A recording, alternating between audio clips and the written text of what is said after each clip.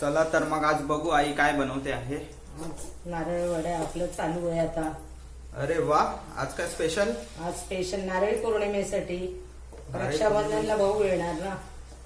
अरे वा, म्हणून मस्त। नारळी वड्या श्रावणात नारळी वड्या। हा, श्रावणात नारळी वड्या मजा आहे। नमस्कार, केके किचन्स मध्ये आपलं स्वागत आहे। आणि तुम्हाला आता श्रावण महिना चालू झालाय, तुम्हाला श्रावण महिन्याच्या खूप खूप शुभेच्छा। आणि आज आपण करणार आहोत नारळाच्या वड्या। आणि नारळाच्या वड्या आपण कशा करायच्या हे मी तुम्हाला दाखवते, चला बघू।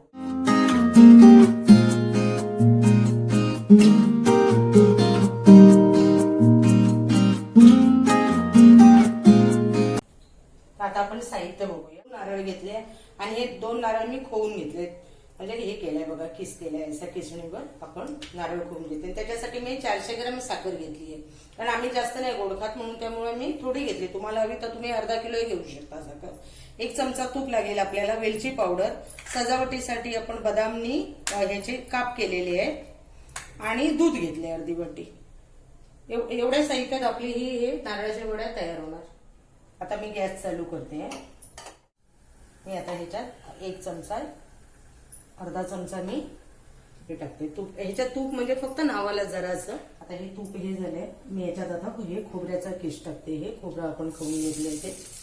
आणि ह्याच्यात ना खोबरं खवताना ना पांढरा पांढरा भाग घ्यायचा, काळा भाग नाही घ्यायचा। एकदम खालपर्यंत नाही खवत जायचं खोबरं। ह्याच्यातच आता मी साखर टाकणार। मी हे खोबरं जास्त भाजणार नाही, कारण खोबरं भाजलं की नाही की वड्या ना थोड्या कडक होतात, म्हणून खोबऱ्याबरोबरच साखर टाकायची आपल्याला इथे। हे बघा, साखर मी ह्याच्यातच टाकते आता।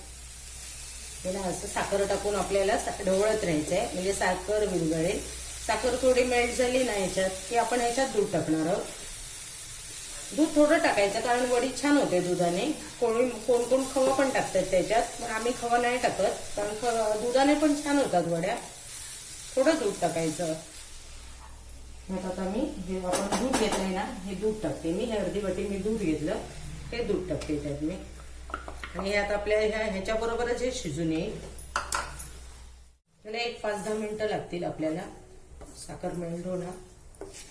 मग जरा वेळाने आपण ह्याच्यात वेलची टाकूया। जर आमचं चॅनल अजून सबस्क्राईब केलं नसेल तर आमच्या चॅनलला लाईक करा, शेअर करा आणि सबस्क्राईब करा।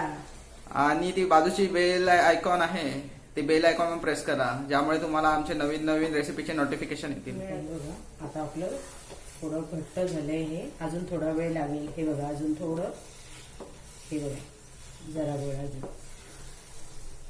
गोळा तयार झाला ना, जास्त पण सुका नाही करायचा, मग काय होते कडक होते वडी।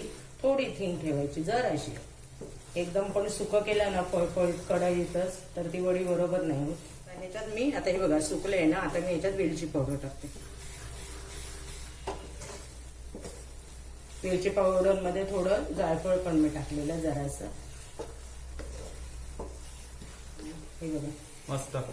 जास्त पण आपण एकदमच सुकं एकदम कडक नाही करणार आहोत। हे बघा, हे बघा, हे आपलं हे झालंय, परफेक्ट झालंय। मी गॅस बंद करते।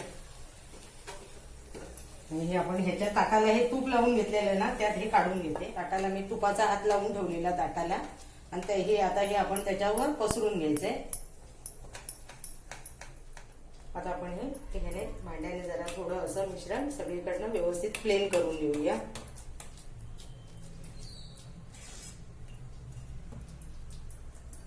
एक थोडं 5-10 मिनिटांनी ना, थोडं थंड झाल्यानंतर आपण ह्याच्या वड्या कापूया। आपण ह्याच्यावर ना आता हे बदाम आणि पिस्त्याचे मी काप केलेले ना, ते टाकूया। नंतर मग आपण एक थोडं थंड झाल्यानंतर ह्याच्या वड्या पाडूया। आता 5 मिनिटं झाली आहेत ना, आता आपण ह्या वड्या कापून घेऊया। नारळी पौर्णिमा स्पेशल नारळाच्या वड्या बघा कशा वाटतात तुम्हाला आमच्या नारळाच्या वड्या।